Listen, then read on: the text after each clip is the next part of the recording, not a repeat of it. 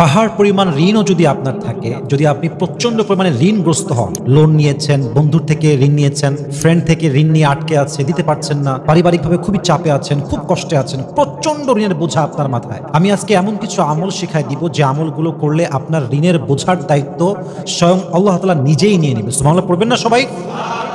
প্রথম আমল, আমি কিছু দোয়া শেখাচ্ছি, দোয়াগুলো সব মুখস্থ করবেন। মাথায় রাখবেন, দোয়া হচ্ছে এমন একটা জিনিস, আত-তাকদীরু লা ইয়ারুদ, ভাগ্যের কোনো চেঞ্জ নেই, ইটস নেভার চেঞ্জ, কোনো পরিবর্তন হয় না। বাট দোয়া এমন একটা জিনিস, it has a lot of power, এর অনেক শক্তি আছে। and দোয়া is the only thing in this world that can change your destiny। হাদিসে আসছে দোয়ার দ্বারা বান্দার ভাগ্য পরিবর্তন হয়ে যায়। সুবহানাল্লাহ পড়বেন না আপনারা?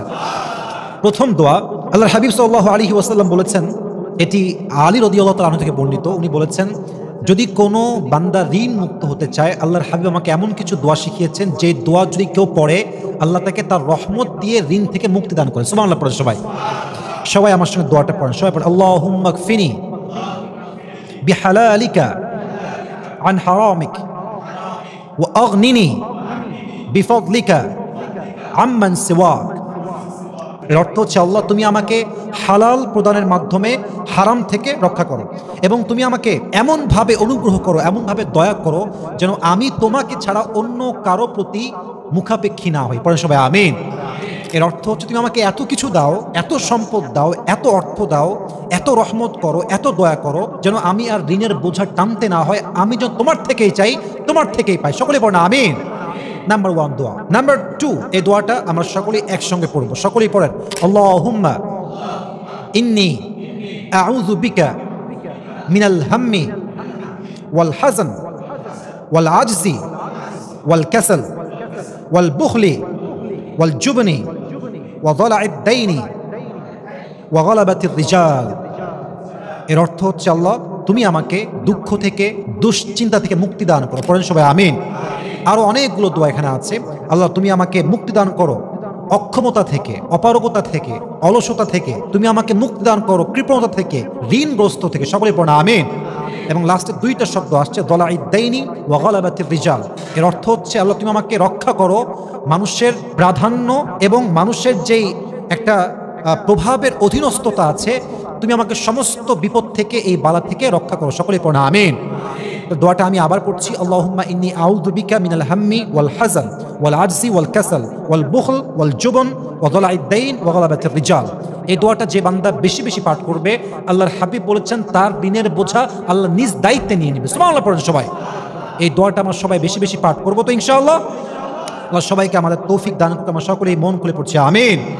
3 নাম্বার আরেকটি দোয়া শিখাচ্ছি, দোয়াটা একটু বড়। আমি সবাইকে একটা অ্যাডভাইস দিব, দোয়া যদি আপনার মুখস্থ করা খুব কঠিনও হয়, আপনি দোয়াটা লিখে নিয়ে বা বাংলা লিখে নিয়ে আরবি উচ্চারণটা ভালো করে বুঝে আত্মস্থ করে দোয়াটা বারবার পাঠ করবেন। যদি আপনার প্রথমের দিকে মুখস্থ নাও হয়, আপনি দেখে দেখে পাঠ করবেন, দেখে পড়লেও আপনার কোনো সমস্যা নাই। দোয়া কবুল করার মালিক একজন, তিনি কে? সবাই পড়েন, আল্লাহুম্মা মালিকুল মুলকি তুতিল মুলকা মান তাশা ওয়া তানজিউল মুলকা মিম্মান তাশা ওয়া তুদিল্লু মান তাশা বিয়াদিকাল খায়র ইন্নাকা আলা কুল্লি শাইইন কাদির রহমানুদ দুনিয়া ওয়াল আখিরাহ তু'তিহুমা মান তাশা ওয়া তামনাউ মিনহুমা মান তাশা ওয়ারহামনি রাহমাতান তুগনিনি বিহা আন রাহমাতিন মিন সিওয়া। এর অর্থ হচ্ছে, আল্লাহ তুমি তো সমস্ত রাজত্বের মালিক, তুমি যাকে চাও তাকে সম্মান দাও, যাকে চাও লাঞ্ছিত করো, সব ক্ষমতা একজনের হাতে। আওয়াজ দিয়ে বলেন, তিনি কে? He is capable to do anything in this world and the next. তিনি যাই চাই তাই করেন, তিনি হচ্ছেন সব কিছুর উপরে কাদের, সক্ষম। সে সত্তা বলেন তো কে? এবং এই আরো অংশ আছে এই দোয়ার, রহমানুদ দুনিয়া ওয়াল আখিরাহ, যিনি এই জগতে এবং আখিরাতের জগতে, দুই জগতে, উভয় জগতে দয়াময়, মায়াময়। তিনি কে? তিনি যাকে চায় তাকে দান করেন, রিজিক দান করেন, সম্মান দান করেন, অর্থ দান করেন, এবং যাকে তিনি চান তাকে তিনি মাহরুম করেন, বঞ্চিত করেন। এটাও কে বলেন তো সবাই?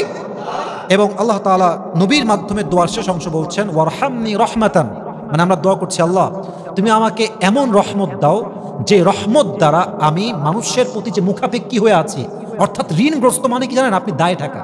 আপনাকে ইচ্ছা মতো গালি দিবে, বকা দিবে, গায়ে হাত তুলবে, আপনি মুখাপেক্ষী। এবং দেখবেন যে আমরা কাউকে ধার করে ফেলি, তার সামনে আমরা উঁচু গলার কথা বলতেই পারি না যুবক ভাইরা, ঠিক কিনা বলেন যুবক ভাইরা? এই দোয়াটা ওই দিকে ইঙ্গিত করছে, আল্লাহ তুমি আমাকে এমনভাবে রহমত দাও, এমনভাবে দয়া করো, যেই দয়া, যেই মায়া, যেই রহমত আমাকে মানুষের থেকে মুখাপেক্ষীহীন করে দিবা। অর্থাৎ আমাকে তুমি এত রিজিক দিবা, এত অর্থ দিবা, যেন আমার কোনো ঋণই আর না থাকে। সুবহানাল্লাহ পড়বেন না আপনারা সবাই? কি সুন্দর এই দোয়াটা। এটা আনাস রাদিয়াল্লাহু তাআলা আনহু থেকে বর্ণিত, তিনি বলেছেন এই দোয়াটা যে বান্দা ঋণগ্রস্ত অবস্থায় পাঠ করবে, তার ঋণকে পরিশোধ করার জন্য তাকে সাহায্য করবে একজন। আওয়াজ দিয়ে বলেন তো সবাই, তিনি কে?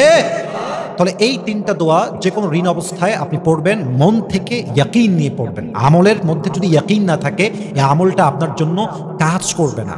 একটা হাদিসে আসছে যে আল্লাহর হাবিব একজনকে দোয়া শিখাই দিলেন যে তুমি এই দোয়াটা পড়বা। দোয়াটা হচ্ছে আফা হাসিবতুম আন্নামা খালাকনাকুম আবাসা ওয়া আন্নাকুম ইলাইনা লা তুরজাউন। ওই সাহাবী কয়েকদিন পরে আবার আসছে, ইয়া রাসূলুল্লাহ দোয়াটা আমি পাঠ করেছি, but it has not worked for me, এটা আমার জন্য কাজ করছে না। আল্লাহর হাবিব বলছেন যে এই দোয়াটা এমন একটা শক্তিশালী দোয়া, যদি কেউ পাহাড়ের সামনে ইয়াকিন নিয়ে, ঈমান নিয়ে এই দোয়াটা পাঠ করে, দোয়ায় এত শক্তি আছে, পাহাড়টা ভেঙে চুরে দুই খণ্ডিত হয়ে যাবে। সুবহানাল্লাহ পড়বেন না আপনারা সবাই? দ্বিখণ্ডিত হয়ে যাবে। তার মানে সমস্যা কোথায়? তুমি সেই ঈমান নিয়ে পড়ো নাই যে ঈমান নিয়ে তোমার পড়ার দরকার ছিল। আরেক হাদিসে আসছে, হাদিসে কুদসি, আল্লাহ বলছেন আমি আমার বান্দার কাছে তেমন, আমার বান্দা আমাকে ভাবে যেমন। সুবহানাল্লাহ পড়বেন না আপনারা?